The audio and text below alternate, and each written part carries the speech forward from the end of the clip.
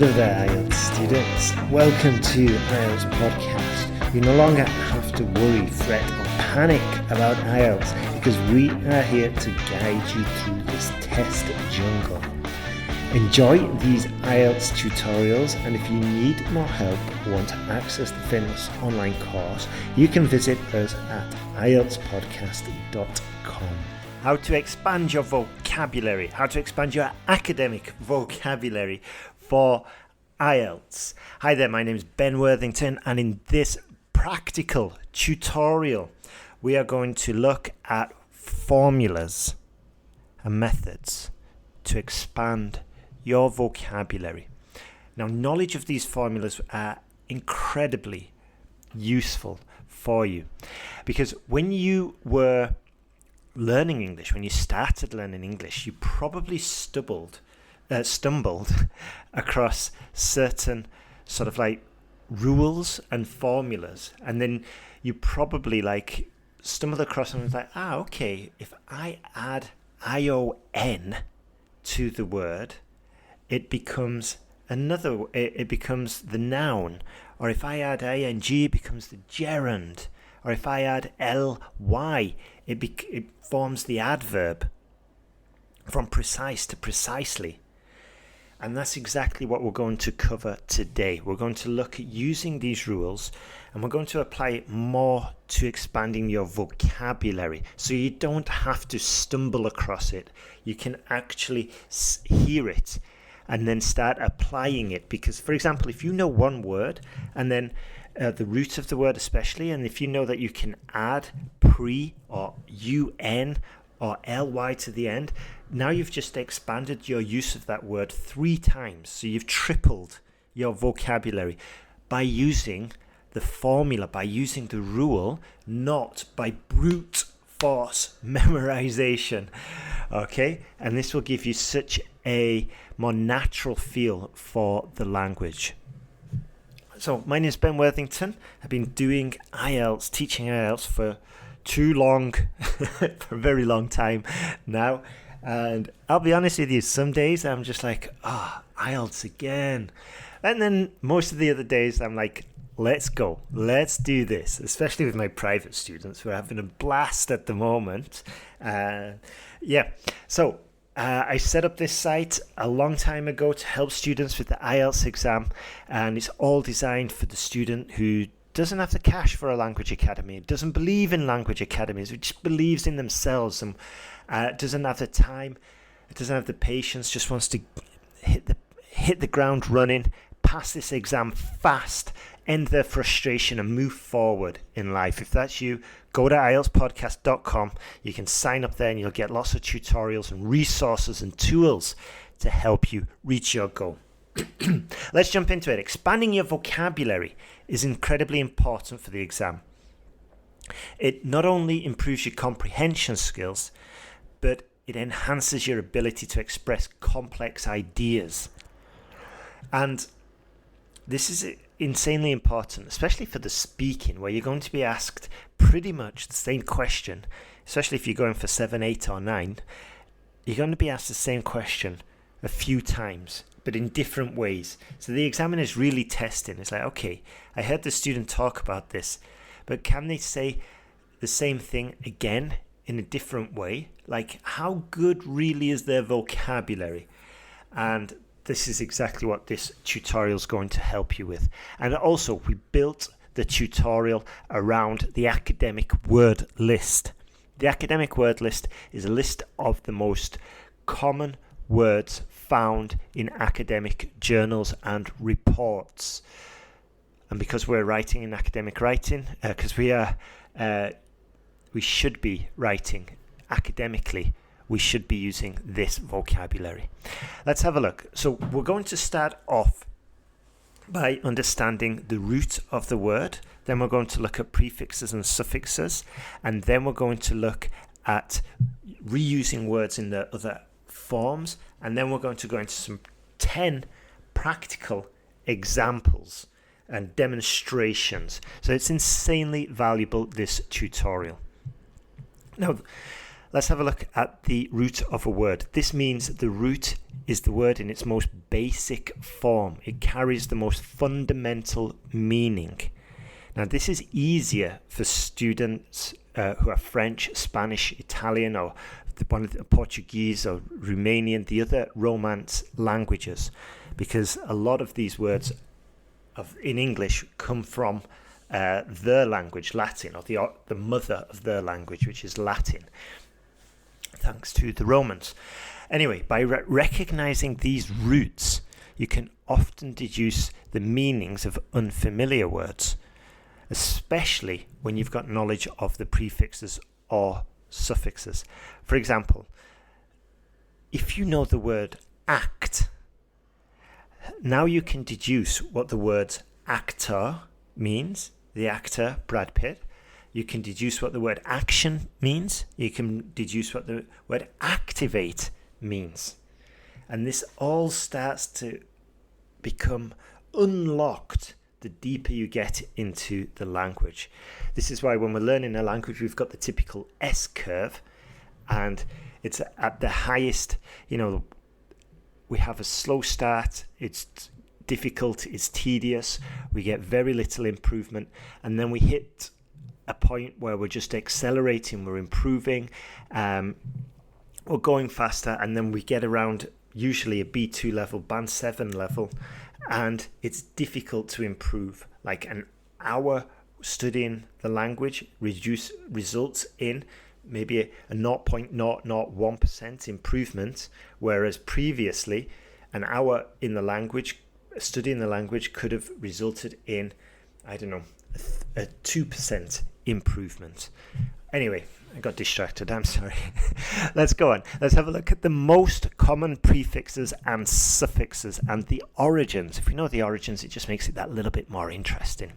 So prefixes are added to the beginning of the word and modify its meaning. So we have UN.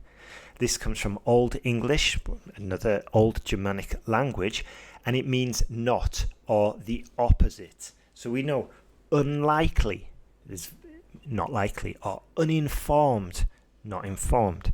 Pre, this comes from Latin. This means before, to preconceive, to form an opinion before knowing all the facts.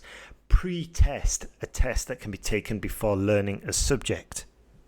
Again, in English, we've got lots of variations. We can also say a mock test, and we can have a pre-test.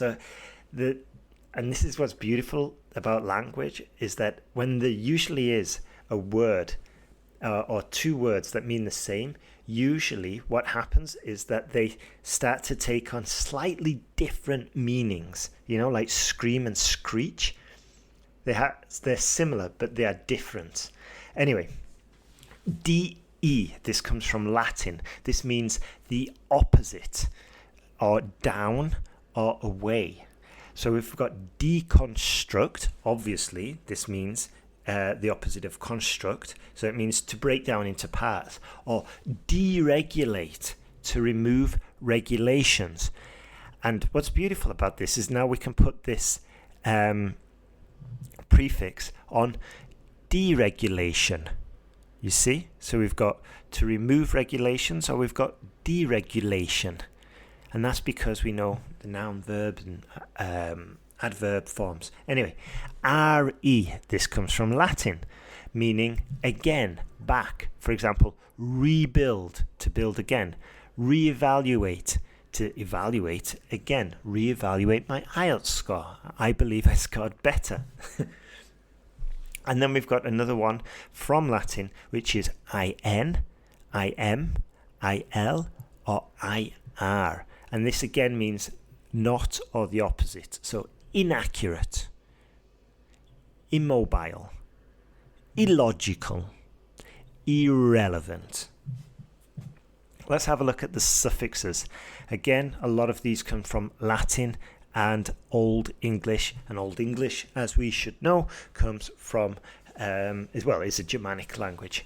So we have TION or SION, meaning state or quality or act. For example, innovation, the act of innovating. or discussion, the act of discussing. Then we've got able, able or able with an I, meaning capable of or worthy of. This book is readable. We can even expand this to this book is unreadable. Can you see where I'm going with this? Because we know these suffixes and the prefixes, we don't have to learn it and memorize it. Just being aware, and then when we're reading, we start circling them and we start becoming aware of them. It just makes it so much easier. And you start picking it up. The formulas start revealing themselves. All right, so we have readable, unreadable. We have comprehensible or even incomprehensible. Yeah, and then we have ly. This is in a manner of form, in the manner of. So this forms adverbs. So we have quick, quickly, precise, precisely. Or we could even combine it with one of the ones before. We said imprecisely. Or is it unprecise? Imprecise, imprecisely, or imprecise.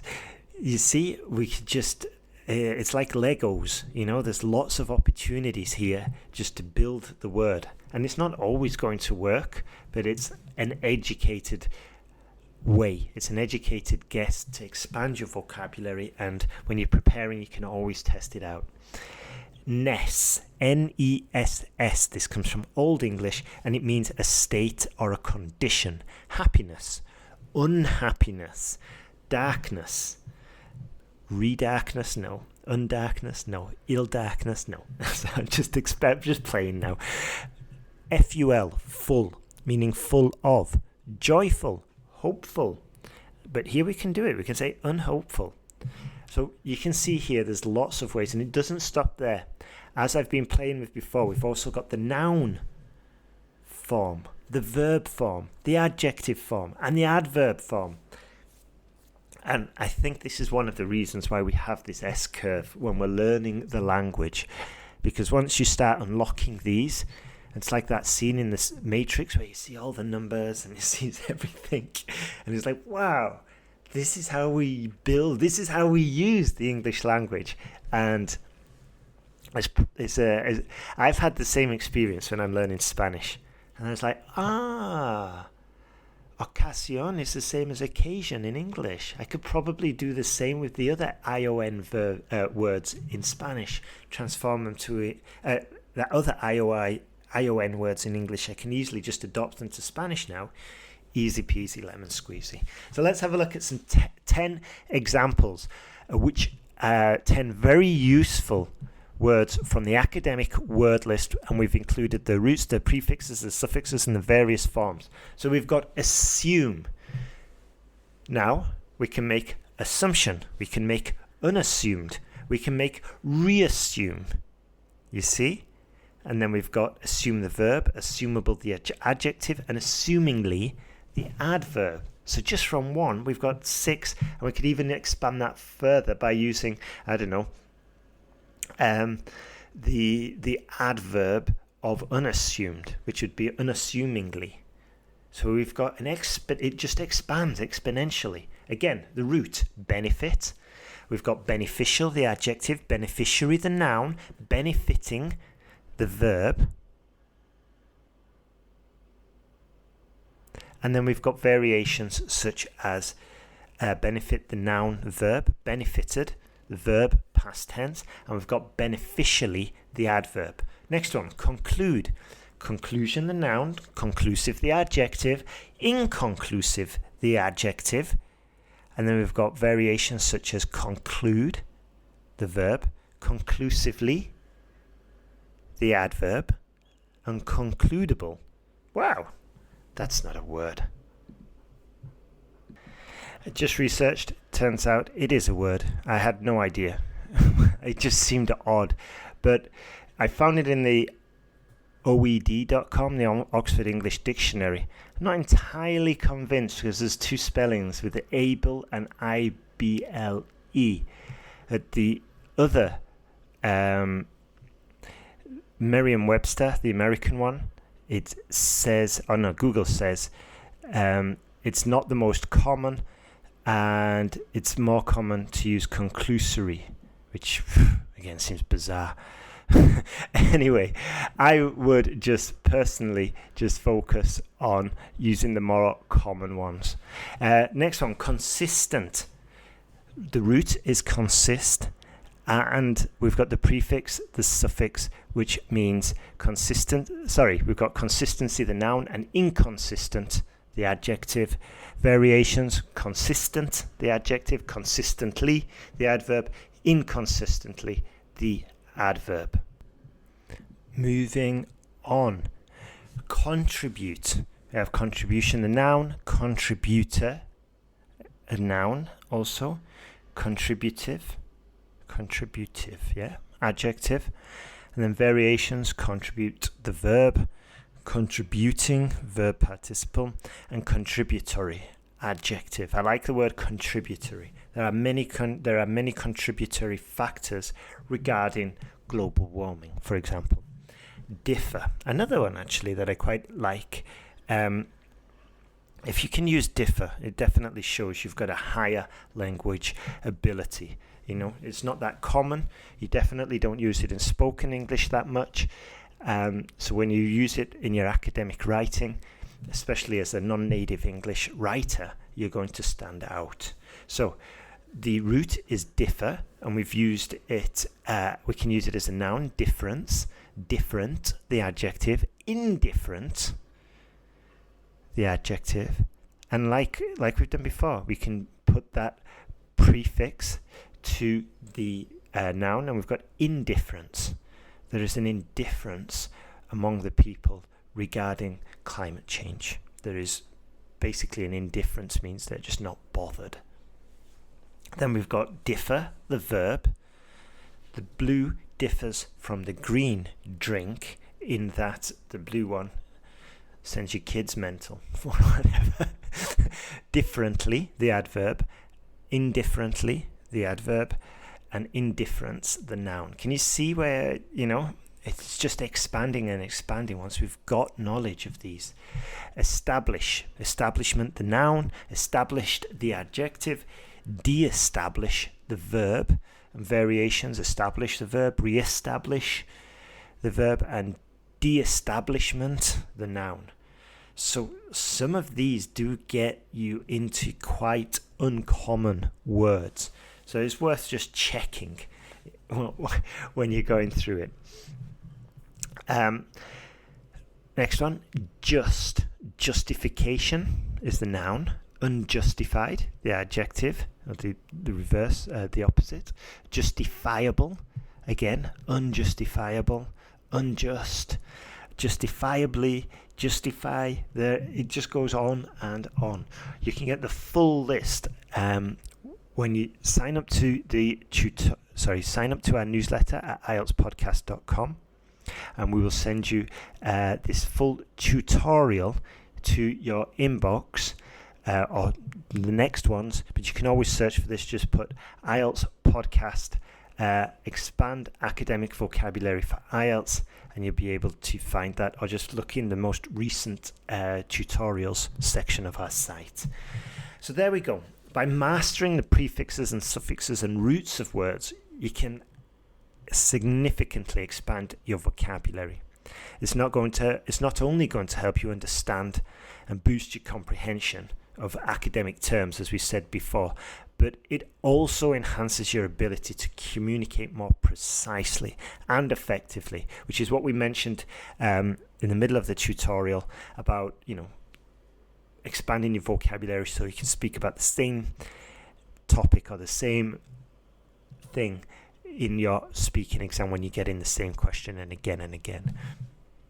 Okay, that's it from me today. If you found this tutorial useful, we don't charge for these. We give them out for free. So if you did find it useful, please, a way of saying thank you would be, and I'd be incredibly grateful for you to do this, would be just to share it with your friends. Send them an email, share it on social, whatever. I'd just be incredibly grateful. It helps out tons. And if you want to take it to the next level, if you want to move forward, you can go to IELTSPodcast.com, sign up, send us your email, sign up there with your email address, and we'll start sending tutorials and to you in your inbox, tutorials how to use our free AI essay correction tools where you can get free feedback, and soon we'll be launching the speaking module where you'll be able to chat and get feedback on your speaking using AI as well. So that's super exciting. Have a beautiful day and all the best and good luck with your IELTS exam. You've got this.